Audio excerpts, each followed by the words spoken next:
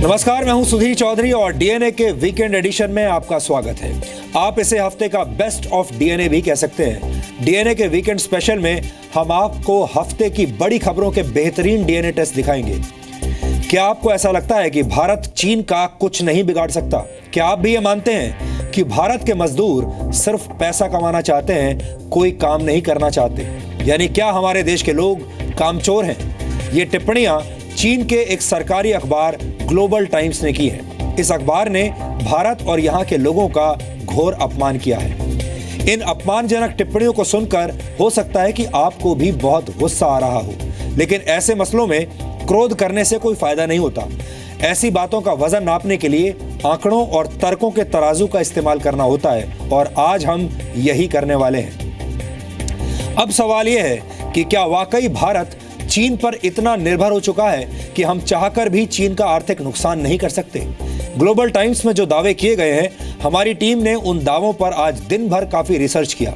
हमने ये पता लगाने की कोशिश की कि आखिर भारत चीन से कितना सामान खरीदता है, कितना सामान भारत चीन को बेचता है, और अगर भारत के लोग सच में चीन में बने सामान का बहिष्कार कर दें तो चीन का कितना नुकसान होगा। हमारा ये विश्लेषण पूरी तरह मेड इन इंडिया है और इसमें किसी भी चाइनीज वस्तु का उपयोग नहीं किया गया है। आज आपको यह भी पता होना चाहिए कि रूस के राष्ट्रपति व्लादिमीर पुतिन तीसरे वर्ल्ड वॉर की तैयारियों में क्यों जुटे हुए हैं। आखिर रूस में 4 करोड़ लोगों ने एक साथ परमाणु हमले से बचने की ट्रेनिंग क्यों ली है, और अमेरिका के चुनाव से तीसरे वर्ल्ड वॉर का क्या रिश्ता है? ये अंतर्राष्ट्रीय कूटनीति और युद्ध नीति से जुड़े ऐसे सवाल हैं जिनके जवाब आपको पता होने चाहिए।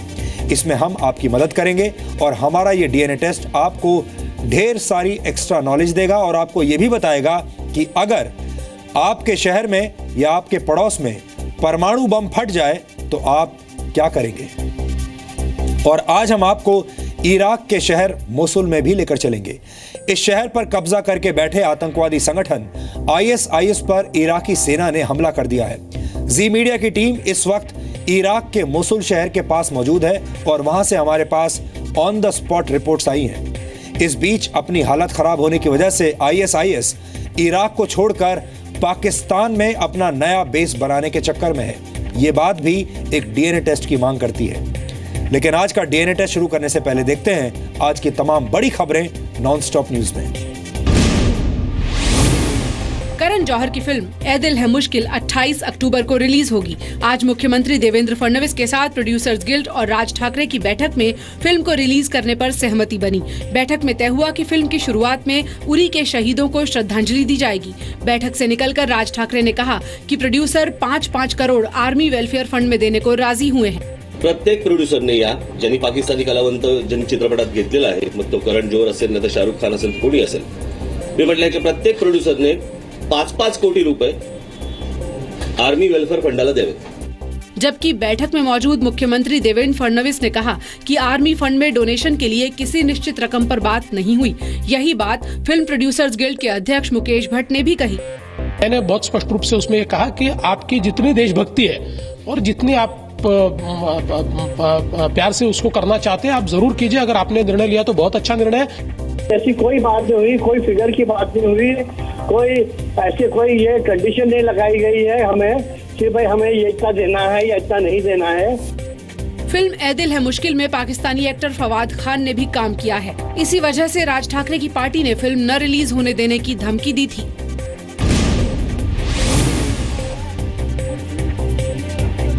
पाकिस्तान अधिकृत कश्मीर के मुजफ्फराबाद में लोगों ने पाकिस्तानी सेना के खिलाफ आवाज उठाई है। पीओके के लोगों ने पाकिस्तान फौज की ज्यादती के खिलाफ सड़क पर उतरकर विरोध जताया। प्रदर्शनकारियों ने मुजफ्फराबाद बंद बुलाया था। तालबा करते हैं कि वो अपनी फौजें गिलगित बल्तिस्तान और आज़ाद कश्मीर से निकाले और हिंदुस्तान के साथ पुरअमन तौर पर टेबल टॉक करें। वहीं जम्मू कश्मीर के अनंतनाग में अलगाववादियों के खिलाफ लोगों ने प्रदर्शन किया। लोगों का आरोप है कि अलगाववादियों के बंद की वजह से कामकाज और कारोबार पर असर पड़ रहा है। हमारे बच्चों के मुस्तकबिल का थोड़ा हौसले से काम लो, हमारे बच्चे खराब हो गए हैं। गुरुवार को जम्मू के हीरानगर में पाकिस्तानी आतंकियों की घुसपैठ को नाकाम करने वाले घायल जवान गुरनाम सिंह की हालत गंभीर बनी हुई है। पाकिस्तान की ओर से किए गए स्नाइपर अटैक में गुरनाम के सिर में गोली लगी है। गुरनाम सिंह के परिवार ने सरकार से बेहतर इलाज की मांग की है। मिनिस्टर फॉरेन में अपना इलाज करा सकते हैं तो क्या आर्मी के लिए कुछ नहीं है, बीएसएफ जवानों के लिए कुछ नहीं है? मैं सरकार से यही हेल्प मांगती हूँ, मेरे भाई को बड़े से बड़े हॉस्पिटल में लेके जाए, उसका इलाज करें। उसने देश के लिए बहुत कुछ किया है। घायल बीएसएफ जवान गुरनाम सिंह के लिए देश भर में दुआएं मांगी जा रही हैं। राज्यसभा सांसद डॉक्टर सुभाष चंद्रा ने ट्वीट कर लोगों से सलामती की दुआ मांगने को कहा है। डॉक्टर चंद्रा ने लिखा है कि सीमा पर तैनात गुरनाम जैसे वीरों की वजह से ही हम चैन से सो सकते हैं। राष्ट्र को उनके शीघ्र स्वस्थ होने की प्रार्थना करनी चाहिए। जम्मू से लगी अंतर्राष्ट्रीय सीमा पर भारतीय चौकी और गांवों पर पाकिस्तान की ओर से गोलीबारी आज भी जारी रही। पिछले 48 घंटों में पाकिस्तान ने 6 बार सीज फायर का उल्लंघन किया। भारत की जवाबी कार्रवाई में कल पाकिस्तान के 7 रेंजर और 1 आतंकी मारा गया था। जम्मू कश्मीर के सांबा सेक्टर से एक पाकिस्तानी जासूस पकड़ा गया है। पुलिस को खबर मिली थी कि जम्मू के चंगिया गांव का रहने वाला बोधराज नाम का एक व्यक्ति जासूसी में शामिल है, जिसके बाद सांबा के रामगढ़ में तलाशी अभियान चलाकर उसे पकड़ा गया। जासूस के पास से 2 mobile phone, Pakistani SIM cards और नक्शे मिले हैं। अरेस्ट के बाद उसके कब्जे से हमें 2 पाकिस्तानी सिम, 2 मोबाइल फोन और कुछ कागजात जो हैं वो मिले हैं।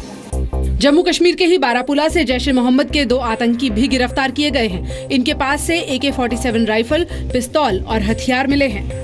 हमने 2 टेररिस्ट को अरेस्ट किया है। ये जैश-ए-मोहम्मद के हैं। ये ग्रुप जिम्मेवार है जो 16 अगस्त को एक अटैक हुआ था सिक्योरिटी फोर्सेस में, जिसमें 2 आर्मी के और 1 पुलिस के जवान शहीद हुए थे।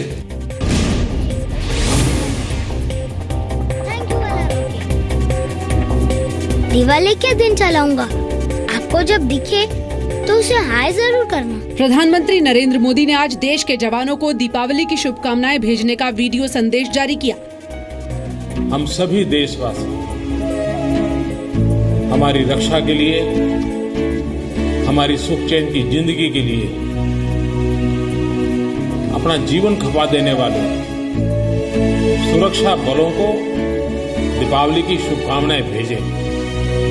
पीएम ने देशवासियों से इस संदेश से जुड़ने की अपील की है। सुरक्षा क्षेत्र में काम करने वाले हर कोई जवान सबको हृदय से बहुत बहुत शुभकामनाएं देता हूं। जय हिंद। पीएम मोदी ऐप के जरिए या mygov.in पर या फिर #संदेश2सोल्जर्स पर भी बधाई संदेश और बधाई कार्ड देकर शुभकामनाएं दी जा सकती हैं।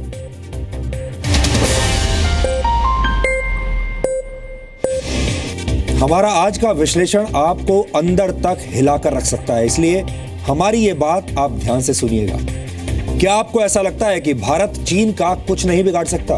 क्या आप भी ये मानते हैं कि भारत के मजदूर सिर्फ पैसा कमाना चाहते हैं लेकिन काम नहीं करना चाहते?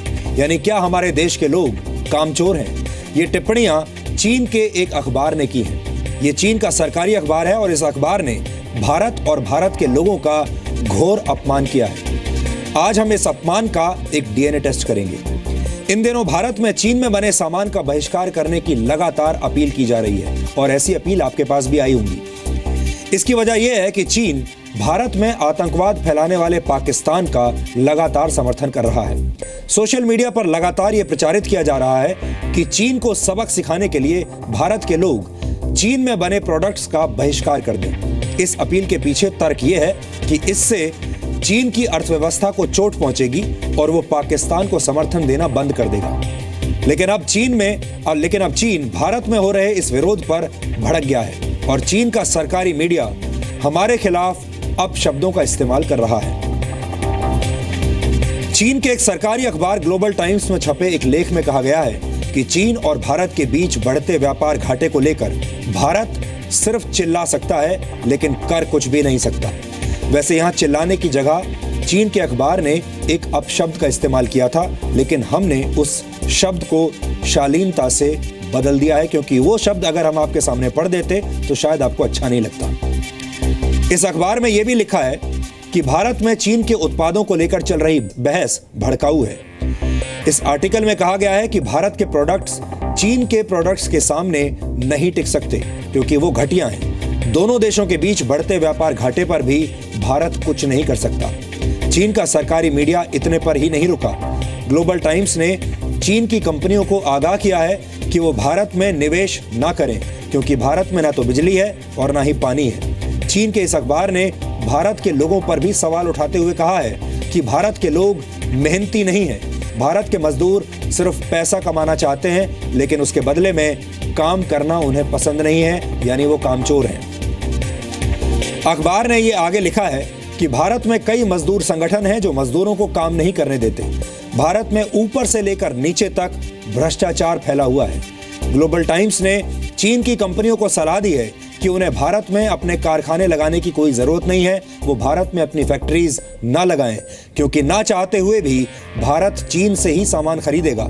इसलिए चीन की कंपनियां चीन में ही अपने कारखाने और फैक्ट्रियां लगाएं। उन्हें भारत में अपनी फैक्ट्री लगाकर पैसा बर्बाद करने की कोई जरूरत नहीं है। ग्लोबल टाइम्स ने आगे लिखा है कि भारत के पास काफी पैसा है, लेकिन इसमें से ज्यादातर पैसा राजनेताओं, अफसरों और पूंजीपतियों के पास है। चीन के इस सरकारी अखबार में मेक इन इंडिया जैसी योजनाओं को भी अव्यावहारिक बताया गया है। ये लेख, अब दुख की बात बताते हैं आपको। दुख की बात यह है कि ये लेख भारतीय मूल के ही एक फ्रीलांस लेखक ने इस अखबार में लिखा है, जो चीन के गांसू प्रांत में रहते हैं। यानी एक बार फिर भारत को एक विभीषण ने ही चोट पहुंचाई है। ये कलयुग है और कलयुग के विभीषण रावण के खिलाफ नहीं, बल्कि राम के खिलाफ काम करते हैं।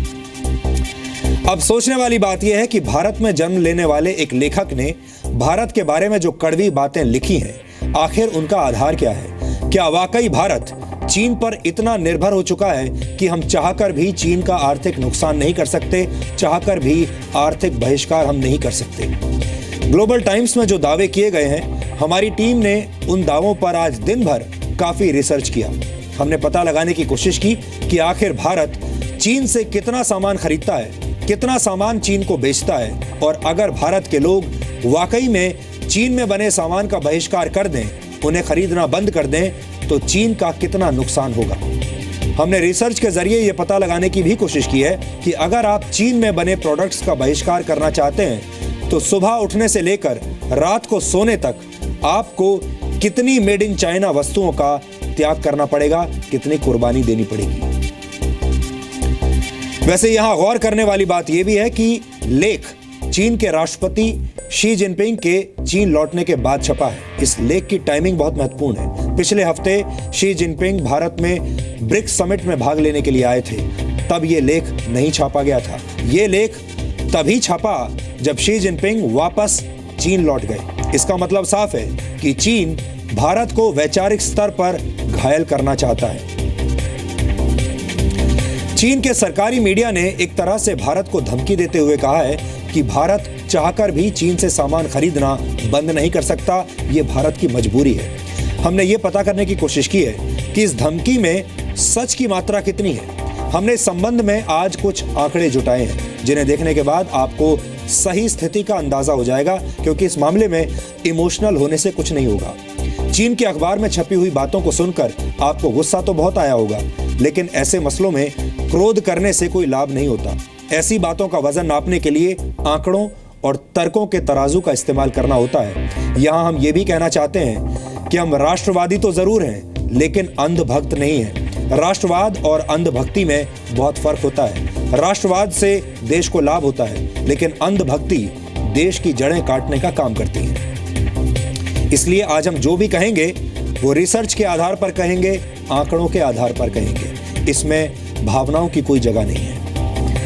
भारत दुनिया के 140 देशों से करीब 6000 तरह के प्रोडक्ट्स खरीदता है। इनमें से करीब 16% प्रोडक्ट्स, 16% प्रोडक्ट्स भारत में चीन से आते हैं, और चीन ही भारत का सबसे बड़ा ट्रेडिंग पार्टनर है। भारत चीन से हर साल 4,13,000 करोड़ रुपए का सामान खरीदता है, जबकि चीन के बाद दूसरे नंबर पर सऊदी अरब है। भारत में करीब 5% सामान सऊदी अरब से आता है। यहाँ पर आपके लिए यह जानना भी जरूरी है कि ट्रेड पार्टनर का मतलब क्या होता है। एक ऐसा व्यापारिक साझेदार जिससे आप सामान खरीदते भी हैं और उसे सामान बेचते भी हैं, वो ट्रेड पार्टनर होता है। आपको जानकर आज दुख होगा कि भारत चीन से हर साल 4 लाख करोड़ रुपए से ज्यादा का सामान तो खरीद लेता है, लेकिन भारतीय व्यापारी सिर्फ 60,000 करोड़ रुपए का सामान ही चीन में बेच पाते हैं। भारत का चीन के साथ व्यापारिक घाटा यानी ट्रेड डेफिसिट करीब 3,53,000 करोड़ रुपए का है। व्यापारिक घाटे का कैलकुलेशन करने के लिए आपको खरीदे गए सामान की रकम में से बेचे गए सामान की रकम माइनस करनी होगी यानी घटानी होगी। और जब आप ये कैलकुलेशन चीन और भारत के संदर्भ में करेंगे तो आपको पता चलेगा कि भारत चीन को जितने रुपए का सामान बेचता है उससे 5 गुना ज्यादा खरीद लेता है। चीन के सरकारी अखबार ग्लोबल टाइम्स में यह भी लिखा है कि भारत चाहकर भी चीन में बने प्रोडक्ट से छुटकारा नहीं पा सकता। हमने रिसर्च के जरिए यह पता लगाने की कोशिश की कि क्या यह दावा वाकई सही है, सच है। रिसर्च के बाद जो नतीजे हमें मिले हैं वो आपको आज निराश कर देंगे। आप माने या ना माने, चीन भारत के लोगों की जिंदगी में अब अंदर तक घुस चुका है। चीन आपकी जिंदगी में हर तरफ मौजूद है। अगर आप अपने आसपास देखेंगे, अपनी जिंदगी में, अपने घर में, दफ्तर में, तो हर तरफ आपको चीन नजर आएगा। चीन भारत के लोगों के साथ सुबह से लेकर रात तक रहता है। यहां तक कि अपने बाथरूम में भी आप चीन से अपना पीछा नहीं छुड़ा सकते। सुबह जिस अलार्म क्लॉक की आवाज से आप उठते हैं उनमें से ज्यादातर चीन में ही बनाई जाती है। जब आप नहाने के लिए अपने बाथरूम में पहुंचते हैं तो वहां लगी बाथरूम टाइल्स, टूथब्रश होल्डर्स और शेविंग किट के रूप में भी चीन में बना सामान आपके साथ होता है। इसके बाद जब आप भगवान की पूजा करते हैं तो आप दरअसल चीन की अर्थव्यवस्था को ही मजबूत बना रहे होते हैं, क्योंकि भगवान की ज्यादातर मूर्तियां भी चीन से ही बनकर आती हैं। पूजा के बाद जब आप पेट पूजा यानी नाश्ता करते हैं तो कटलरी और दूसरे बर्तनों में भी उनके जरिए भी चीन आपकी जिंदगी में झांक रहा होता है। इसी तरह जब आप अपने ऑफिस के लिए निकलते हैं तो कार एक्सेसरीज, ऑडियो प्लेयर, की चेन्स, स्पीकर्स और नेविगेशन सिस्टम के रूप में भी चीन आपके सफर का साथी होता है। फिर जब आप अपने ऑफिस पहुंचते हैं तो अपने बॉस से मुलाकात से पहले चीन आपसे हाय हेलो कर रहा होता है, क्योंकि आपका कंप्यूटर, स्कैनर, लैपटॉप और स्टेशनरी का ज्यादातर सामान भी चीन में ही बनकर आता है। और इतना ही नहीं, mobile phones, tablet, camera, projectors और हेडफोन जैसी मनोरंजन और काम से जुड़ी सुविधाएं भी चीन ही आपको मुहैया कराता है। और जब आप घर पहुंचकर जिम जाते हैं वहां भी चीन में बने जिम इक्विपमेंट्स और दूसरी फिटनेस एक्सेसरीज आपके साथ व्यायाम कर रही होती है। आपके घर को सजाने वाला ज्यादातर सामान भी मेड इन चाइना होता है। इनमें लाइट्स, दीवार घड़ी यानी वॉल क्लॉक्स और डिजिटल फोटो फ्रेम्स जैसे सामान भी चीन में ही बनाए जाते हैं। यहाँ तक कि सोने से पहले जो डायपर आप अपने छोटे बच्चे को पहनाते हैं और जो खिलौने उन्हें खेलने के लिए देते हैं उनमें से भी ज्यादातर चीन में ही तैयार किए जाते हैं। और दिन भर का सारा काम निपटाने के बाद जब आप सोने के लिए एकदम तैयार होते हैं और अपने बेडरूम जाते हैं तो भी चीन आपके साथ होता है, क्योंकि air purifiers, blowers, heaters, room fresheners और नाइट लैंप जैसे प्रोडक्ट्स भी पूरी तरह मेड इन चाइना होते हैं। इसके अलावा फसल उगाने के लिए इस्तेमाल होने वाले फर्टिलाइजर्स यानी खाद, इमारतें बनाने के लिए इस्तेमाल होने वाला स्टील और बीमारियों से बचाने वाली कई दवाइयां भी चीन में ही बनाई जाती हैं। अब आप सोच सकते हैं कि चीन में बने सामान का बहिष्कार करके चीन को सबक सिखाने की जो कस्में खाई जा रही हैं, उन कस्मों को पूरा करने के लिए आपको अपने पूरे लाइफस्टाइल को पूरी तरह से बदलना होगा, क्योंकि चीन अब सिर्फ एक देश नहीं है बल्कि वो दुनिया के तमाम देशों का लाइफस्टाइल बन चुका है। आप ये सब जानकर काफी निराश हो गए होंगे कि चीन आपकी जिंदगी में इतना अंदर तक घुस चुका है और उससे पीछा छुड़ाना वाकई आसान नहीं है। आप ये भी सोच रहे होंगे कि आखिर चीन के प्रति निर्भरता खत्म करने का उपाय क्या हो सकता है। तो इसका सबसे पहला जवाब है, भारत को दुनिया की सबसे बड़ी मार्केट बनने के साथ साथ दुनिया की सबसे बड़ी फैक्ट्री भी बनना होगा, यानी अपनी मैन्युफैक्चरिंग बढ़ानी होगी। 132 करोड़ की आबादी के साथ भारत दुनिया का सबसे बड़ा बाजार है। बाजार बनना तो आसान है और इसी का फायदा चीन उठा रहा है। चीन भारत से भी ज्यादा आबादी वाला देश है, लेकिन चीन ने खुद को ग्लोबल मैन्युफैक्चरिंग हब में तब्दील कर दिया है। वो सामान बनाते हैं, खरीदते नहीं हैं। दुनिया भर की कंपनियां चीन में सामान बनाती हैं और फिर उसे दुनिया भर के बाजारों में बेचती हैं। इस बिजनेस मॉडल को आप समझने की कोशिश कीजिए। भारत चीन से यह कला सीख सकता है अगर चाहे तो।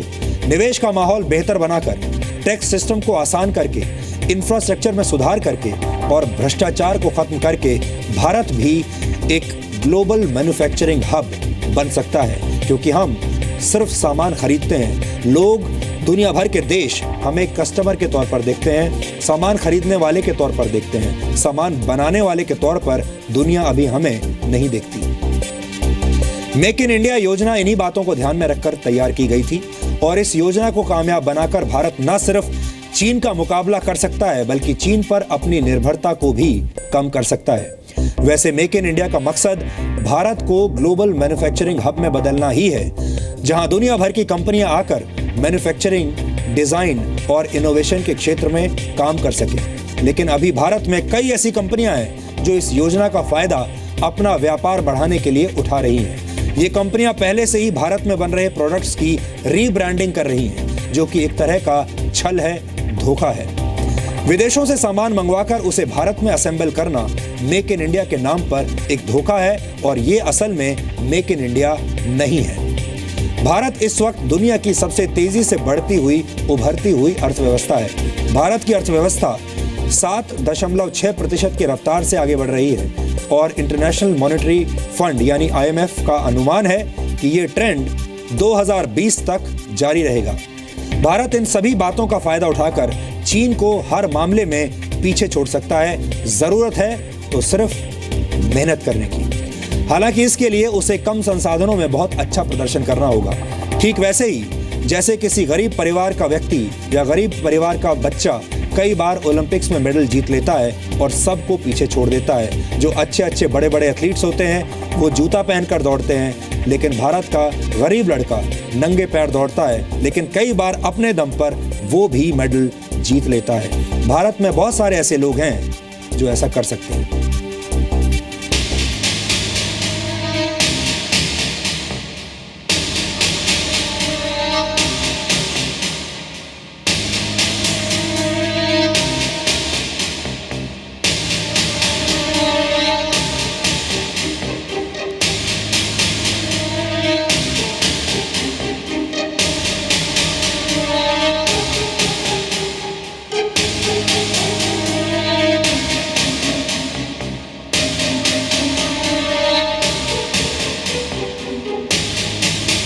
चीन के सरकारी अखबार ने भारत और भारत के लोगों के खिलाफ जहर उगला तो एक सवाल सबके मन में उठने लगा कि भारत चीन से पीछा क्यों नहीं छुड़ा सकता।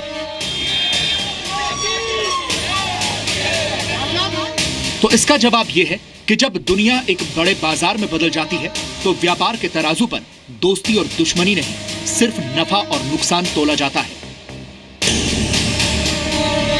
भी बात बिल्कुल सही है कि चाइना को इससे फ़र्क नहीं पड़ेगा बहिष्कार से, क्योंकि किसी भी त्योहार पर से लगभग 3 महीने पहले सामान सारा आ जाता है, तो चाइना को तो जो लाभ होना था वो तो हो गया। लेकिन अभी जो रिटेलर और होलसेलर के बीच में जो डिमांड है उसमें लगभग मोटे तौर पर 20% की गिरावट पिछले साल के मुकाबले इस साल में है। भारत में इन दिनों चीन के सामान का बहिष्कार करने की अपील की जा रही है। ये अपील ज्यादातर सोशल मीडिया पर हो रही है। इस अपील में कहा जा रहा है कि अगर भारतीय चीन में बना सामान नहीं खरीदेंगे तो चीन की अर्थव्यवस्था चौपट हो जाएगी और वो पाकिस्तान का साथ देना छोड़ देगा। लेकिन ये मैसेज पूरा सच लोगों को नहीं बता रहा। सच्चाई ये है कि त्योहारों के मौसम में जो सामान भारत में बिकता है वो चीन से 3 महीने पहले ही आ जाता है, जिसकी पूरी पेमेंट हो चुकी है। अगर भारत में ये सामान नहीं बिकेगा तो चीन की दिवाली खराब नहीं होगी, बल्कि सिर्फ भारतीय कारोबारियों को नुकसान होगा। सेमी होलसेल बायर जो है या होलसेल बायर है उसने भी परचेजिंग रोक दी है। जो इंपोर्टर से परचेजिंग उसने भी रोक दी है, क्योंकि उसको भी शंका है कि मैं इस माल को पूरी तरह से निकाल पाऊंगा नहीं निकाल पाऊंगा, इसलिए उसने परचेज करना बंद कर दिया है। आजकल तो ना के बराबर ही है। ना के बराबर? हाँ जी, पहले अच्छा सेल हो जाती थी हमारी, 50-60 हज़ार तक के सेल निकल जाती थी। आजकल सेल हो ही नहीं रही। लास्ट ईयर के मुकाबले लगभग 50% कम काम है और आगे भी काम दिख नहीं, तो इस टाइम बात करने की फुर्सत तो बहुत दूर की बात है, देखने की फुर्सत नहीं होती थी किसी को। अब इस समय आपसे बैठ के बात कर रहा हूँ खाली। अगर चीन के सामान का बहिष्कार आज किया जाए तो चीन का क्रिसमस और न्यू ईयर जरूर खराब हो सकता है, लेकिन यह इतना आसान नहीं है। भारत अपनी जरूरत का कुल 16% सामान चीन से मंगाता है चीन भारत का सबसे बड़ा व्यापारिक साझेदार है। हर कंपनी ये सोच ले कि मेरी क्वालिटी डिफेक्टिव नहीं बन सकती, मेरे गेट से डिफेक्टिव माल बाहर नहीं जाएगा। आज चाइना कोई चीज़ बना लेता है, एक एग्जांपल ले लीजिए, गणेश जी की मूर्ति है। अब गणेश जी की मूर्ति चाइना से बन के हिंदुस्तान आ रही है, उसमें ऐसी क्या रॉकेट साइंस है कि चाइना की मूर्ति सुंदर लगती है और हिंदुस्तान में मूर्ति नहीं बन पा रही ढंग से? ये क्या कोई बहुत बड़ा रॉकेट साइंस है? क्या इसमें कोई पेटेंटेड टेक्नोलॉजी है जो हमारे पास नहीं है?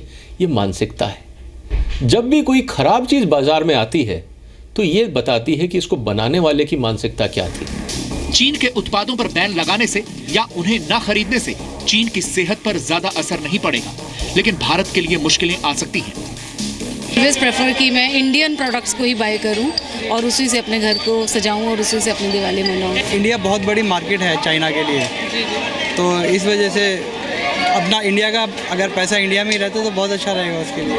भारत ही नहीं, दुनिया के बड़े बड़े देश चीन से ढेर सारा सामान खरीदते हैं। अमेरिका 17% सामान चीन से खरीदता है, तो यूरोपीय यूनियन 17%, हांगकांग 16% और जापान 6% सामान चीन से खरीदता है। यानी चीन से छुटकारा पाना भारत ही नहीं, पूरी दुनिया के लिए मुश्किल है। हिंदुस्तान में कहीं ना कहीं हम लोगों ने अपनी जो एनर्जी है वो लॉबिंग में वेस्ट करी है कि किस तरह से टैक्स रेट कम हो जाए। हम लोगों ने इनोवेशन पे ध्यान नहीं दिया, हम लोगों ने परफॉर्मेंस पे ध्यान नहीं दिया, और यही कारण है कि आज आप अगर प्रोडक्टिविटी के पैरामीटर देखो या आप क्वालिटी के पैरामीटर देखो, इन्वेस्टमेंट्स के स्टेटस देखो, इंफ्रास्ट्रक्चर की क्वालिटी देखो, इंफ्रास्ट्रक्चर जो बन जाता है उसकी मेंटेनेंस देखो, ये सब चीज़ें हमारे सामने कुछ ना कुछ तो चीज़ें बयां करती हैं कि क्यों चाइना आगे निकला और क्यों हम पीछे रह गए। इसके लिए हमें चीन को बधाई देनी चाहिए, क्योंकि पड़ोसी की अच्छी बातों का अनुसरण करने में कोई बुराई नहीं है। लेकिन ये भी ध्यान रखना चाहिए कि चीन ने ग्लोबल मैन्युफैक्चरिंग हब बनने की जिद में अपने लोगों की आजादी छीनी है और लोकतंत्र का गला घोंटकर अपने देश को दुनिया की फैक्ट्री बनाया है। पूजा मक्कड़ और रूफी जैदी के साथ पवन नारा, जी मीडिया, दिल्ली। यहां पर हम आपसे एक बार फिर से ये कहना चाहते हैं कि हम राष्ट्रवादी तो जरूर हैं लेकिन अंधभक्त नहीं हैं, और यही बात हम आपसे भी कह रहे हैं, आपको भी ऐसा ही होना चाहिए। राष्ट्रवाद और अंधभक्ति में बहुत फर्क होता है। राष्ट्रवाद से देश को लाभ होता है, लेकिन अंधभक्ति देश की जड़ें काटने का काम करती है। इसलिए चीन के मीडिया द्वारा कही गई बातों को सच की कसौटी पर तोलने की जरूरत है। हमें आंकड़े पता होने चाहिए, हमें यथास्थिति पता होनी चाहिए, और उसके बाद बिना इमोशनल हुए, बिना भावनाओं के हमें यह तय करना चाहिए कि भारत में कौन कौन सी कमियां रह गई हैं।